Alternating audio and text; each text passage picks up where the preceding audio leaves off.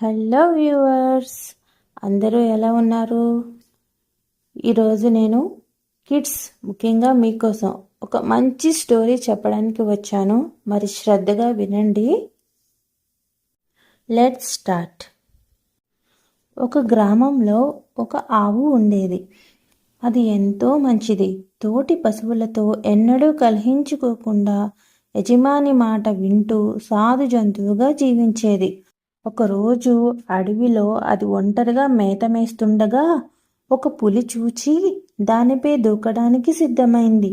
అది గమనించిన ఆవు భయపడక, పులిరాజా, ఒక్క నిమిషం ఆగు, నేను చెప్పే మాటలు విను. ఇంటి దగ్గర నాకొక చిన్న బిడ్డ ఉంది. ఆ లేగదూడ పుట్టి 2 వారాలు కూడా కాలేదు. పచ్చిక తినడం కూడా నేర్చుకోలేదు. నీవు దయతలిస్తే నా బిడ్డకి కడుపు నిండా పాలు ఇచ్చి మంచి బుద్ధులు చెప్పి వస్తాను. ఆ తర్వాత నన్ను భక్షించు అన్నది దీనంగా ఆవు. ఆ మాటలు విని పులి పెద్దగా నవ్వి, ఆహా, ఏమి మాయమాటలు! ఇంటికి వెళ్ళి బిడ్డకు పాలు ఇచ్చి వస్తావా?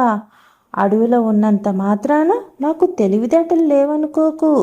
నేనే వెర్రిదాన్ని కాను, కోపంగా అంది పులి. నీవు అలా అనుకోవడం సరికాదు.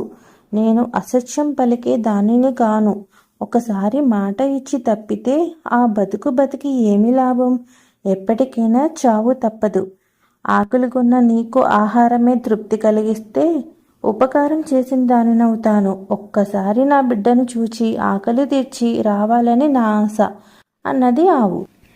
ఊరిలో నివసించే ఈ జంతువులలో నీతి ఏమాత్రం ఉందో తెలుసుకుందామని సరే అంది పులి. ఆవు ఇంటికి పోయి దూడకి కడుపు నిండా పాలిచ్చి కోడెదూడ శరీరాన్ని ప్రేమతో నాకుతూ, నాయనా, బుద్ధిమంతుడిగా మంచితనముతో జీవించు, తోటివారితో స్నేహంగా ఉండు, ఎట్టి పరిస్థితుల్లోనే కూడా అబద్ధాలాడకు, మంచి ప్రవర్తనతో పేరు తెచ్చుకో అని బిడ్డకు మంచి బుద్ధులు చెప్పి ఆవు అడవికి చేరుకుంది. ఆవుని చూసిన పులికి ఆశ్చర్యం కలిగింది. తన ప్రాణాల కంటే ఇచ్చిన మాట ముఖ్యం అనుకున్న ఈ ఆవు ఎంత గొప్పది! దీనిని చంపి తింటే నాకే పాపం అనుకొని ఆవును వదిలివేసింది పులి. పులికి ధన్యవాదాలు తెలిపి పరుగు పరుగున వచ్చి తన దూడను చేరింది ఆవు. సో పిల్లలు, చెప్పండి, ఇప్పుడు ఈ కథలోని నీతి ఏమిటి? ఎప్పటికైనా సత్యమే గెలుస్తుంది అని దీని అర్థం. ఓకే, నెక్స్ట్ ఇంకొక స్టోరీతో మళ్ళీ నేను మీ